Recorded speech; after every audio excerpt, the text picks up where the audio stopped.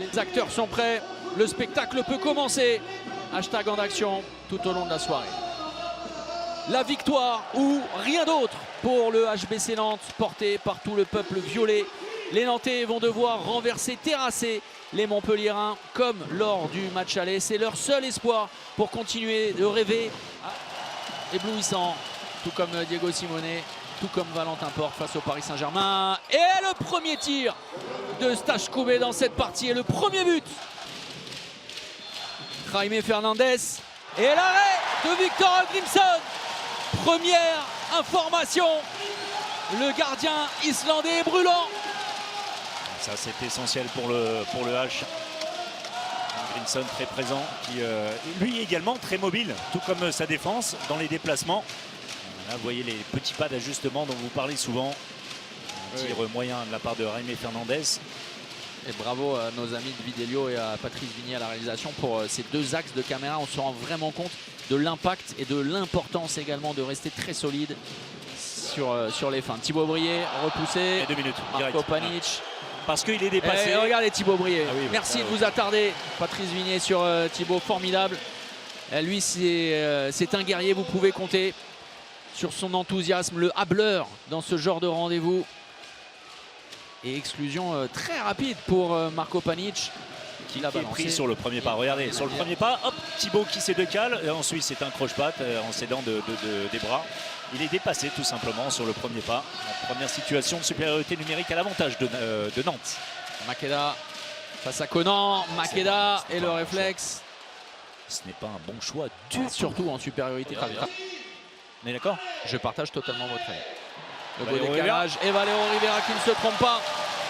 Les Nantais sont parfaitement partis. Koubé, il est en confiance, confiance totale. Andreas Holst, énorme.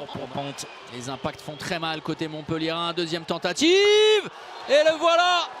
Le premier avantage en faveur de Montpellier. Non. Il faut prendre le ballon. Il reste 2 secondes, il reste du temps. Oh! Non, il n'est pas accordé.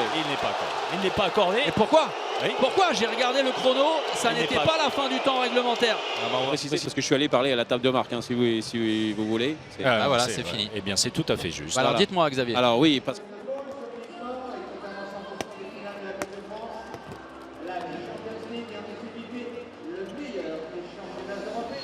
Tenter d'imprimer le même rythme, tenter de proposer le même défi défensif pour les Nantais.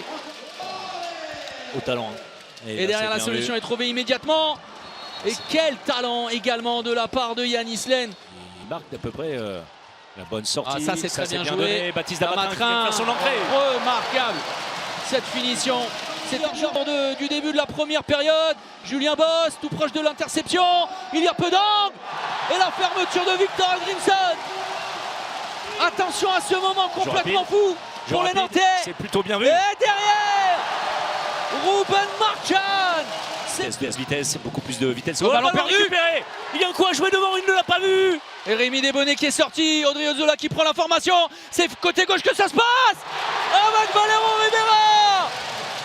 Valero Rivera. Là, 1 minute et 20 secondes. De nouveau.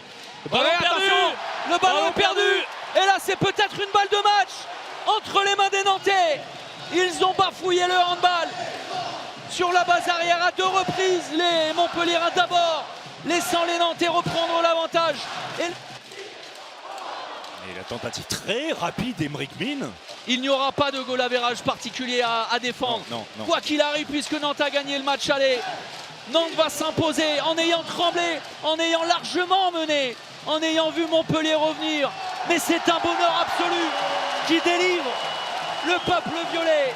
Le H s'impose au bout du suspense. Bravo, hein, bravo, ça s'est joué évidemment sur rien, hein, sur 1 ou 2 ballons, un ballon récupéré en défense. Un but que Montpellier avait fait preuve de beaucoup de lucidité, des ballons perdus dans les dernières minutes.